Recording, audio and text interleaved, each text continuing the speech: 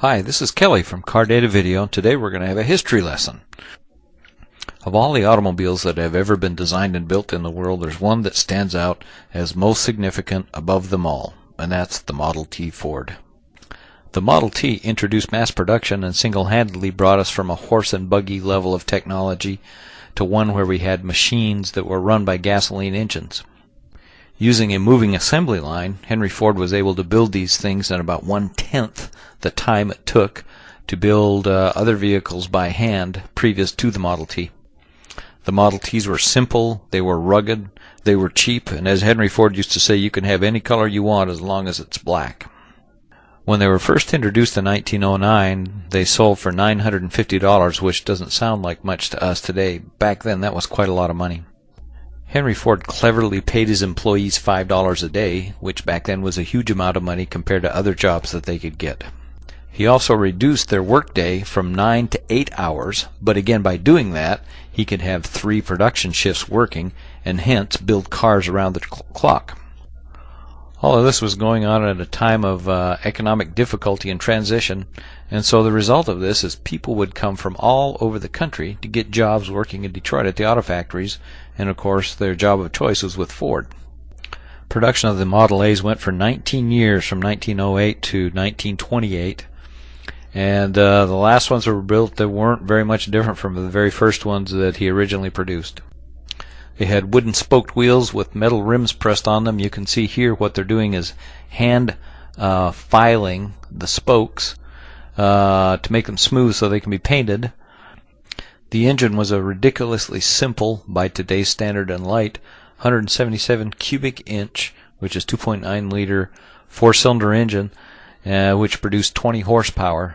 The vehicle weighed about 1,200 pounds, depending on which body style you got, and would be good for about 40 to 45 mile an hour top speed, and it had 2 forward gears. The assembly line was split so that the frame and the wheels and tires and everything were assembled at one point, and then the bodies were assembled separately, and then at one point the body would be dropped onto the frame. Over the years, an enormous number of body styles were created. You had a touring car, a roadster pickup, a ton truck, a closed cab ton truck, a coupe, a 2-door, a 4-door, a center door, a station wagon, and a convertible. Pretty versatile vehicle. Eventually the Model T was replaced by a Model A, which was a modernized, stylized version of a vehicle that looked quite the same. Highland Park was the first modern assembly plant, and it's where the Model Ts were produced. And just like today, when they're done being assembled, they're driven off the assembly line. But look at these vehicles as they come out. Look at all the different body styles, many of which we read, and these are all just different versions of Model Ts. Finally, after 19 years of production, Henry Ford had actually built almost 15.5 million Model Ts, and they were by far the most popular and most plentiful vehicle on the road.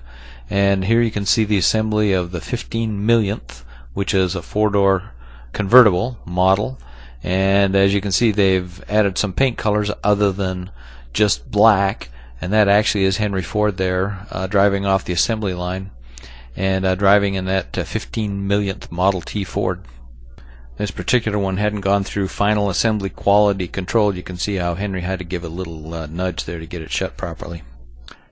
To start a Model T, you had to hand crank it, but because the engine wasn't very big and it was low compression, all it would take was about a half a turn and it would fire right up. Back then, riding in a car was an occasion. It was a big excursion. It was fun. Just the ride itself was quite entertaining.